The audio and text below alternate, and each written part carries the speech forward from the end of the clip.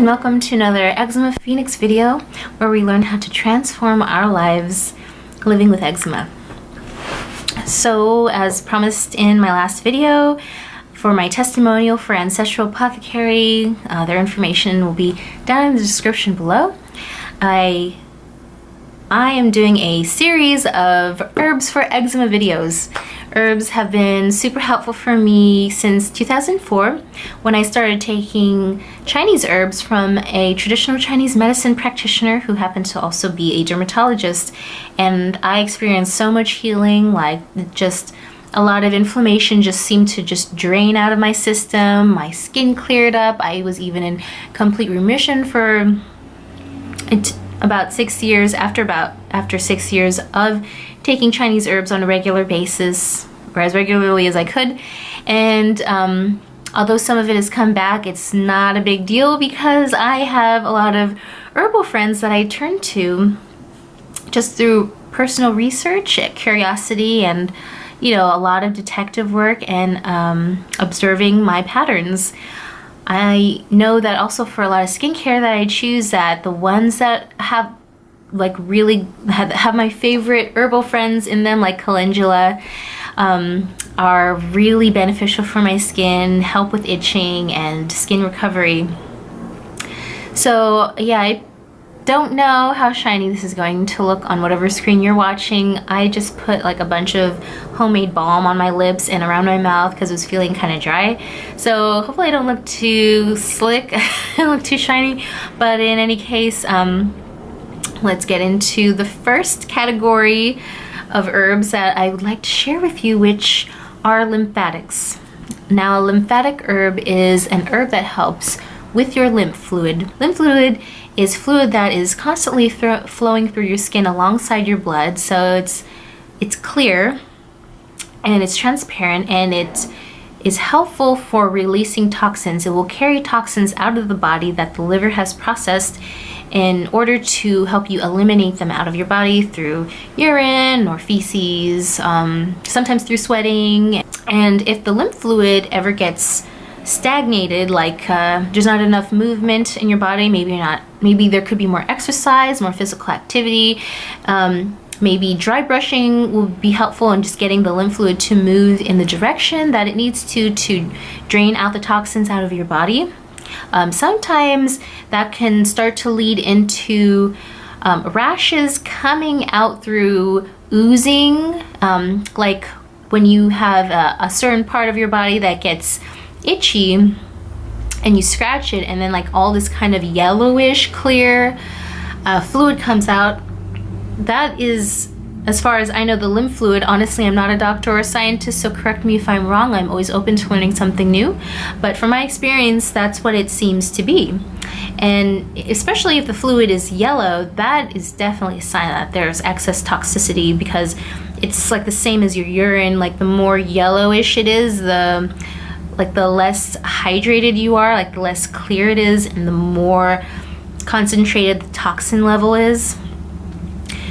And so lymphatic herbs are very helpful because they can keep the lymph fluid moving in a healthy pace and in the right direction, and help more of those toxins get to where they need to go to be eliminated in a way that doesn't have to result in a bunch of rashes because your lymph fluid is stagnated. And so my first favorite lymphatic herb is calendula.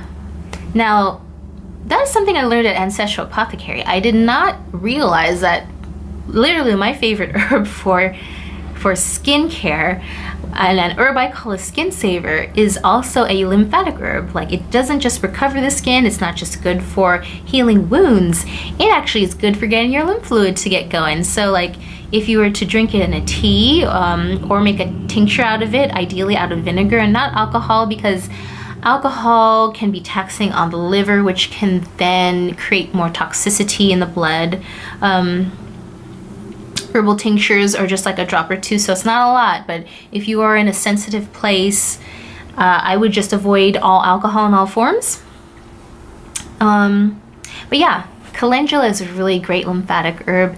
Its flavor is kind of bitter, which is definitely beneficial for the liver because that flavor is what activates the gallbladder to release bile, which the liver then uses to break down excess toxins, fats, proteins, and just keep it functioning at a high level so that there's not excess toxins laying around and possibly, showing up through your skin rather than being broken down and processed out of your urethra or your anus.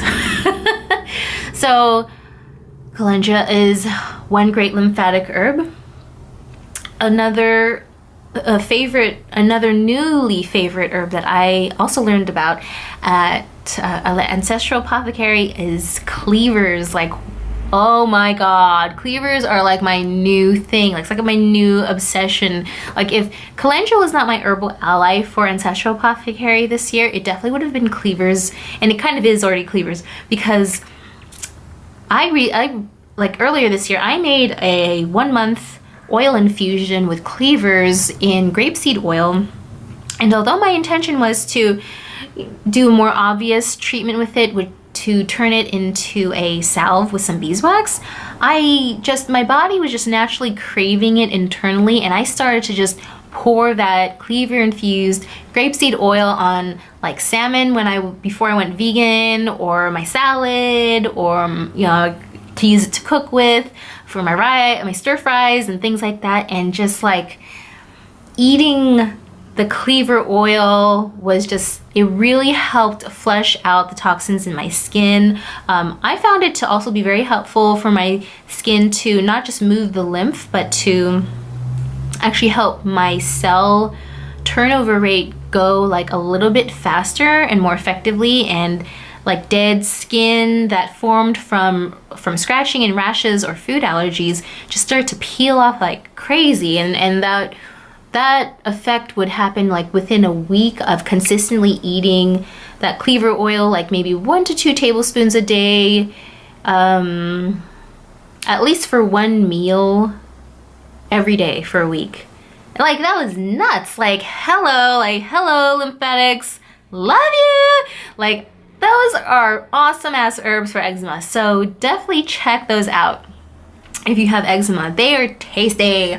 And if you don't eat them, you can find some kind of DIY recipe. I usually like customizing mine from wellnessmama.com's blog, so I will put a link to my favorite lotion, which is really kind of more of a body butter recipe, to her website in the description box below, so you can check it out. And then if you have dry skin, I would recommend probably using avocado oil or butter for the majority of the oil, just from my experience, if you have dry skin.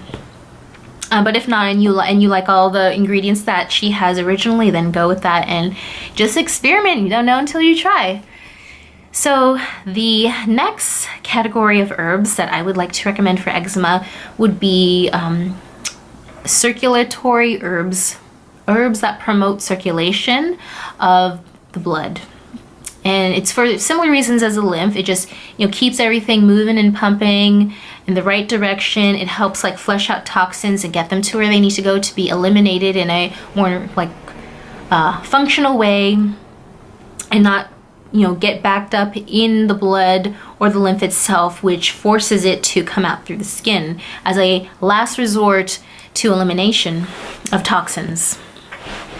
And circulatory herbs not only help move the blood, they are really great for for respiration. They're good for keeping your breathing patterns regular and encourage deeper breathing, which is very calming, and it's a good natural signal for the body to relax, and that is really great for stress management.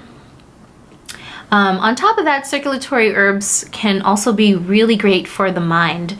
And if you have ever studied Chinese medicine, you know that the heart is the seat of the mind, that the heart supports the mind. And so if the heart is unsettled, the mind will be unsettled. It will be, they will both, if one is unstable, so will the other be.